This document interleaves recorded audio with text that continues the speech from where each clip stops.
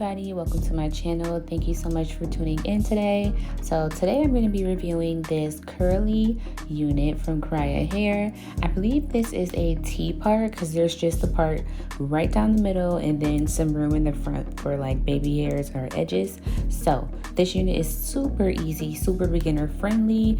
I didn't have any trouble. I didn't need to bleach my knots. I didn't need to do anything like that. I just simply wet the hair and did some baby hairs, and it is super easy to install. As you guys see here, there's not a lot of parting space, just that part down the middle, so I think that's why it's called a T part.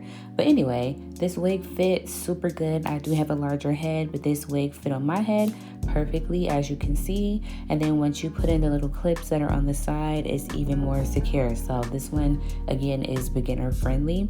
So with these curls, I thought they were super beautiful. I didn't get any shedding or tangling, which is great for curly hair. Of course, just brushing it out, you know, it's a little bit harder than straight hair. But all in all, this wig was awesome, really. Like, the curls looked so great. I just used a little bit of mousse on them and water. So, and that's the result that I got, as you guys are going to see throughout the video.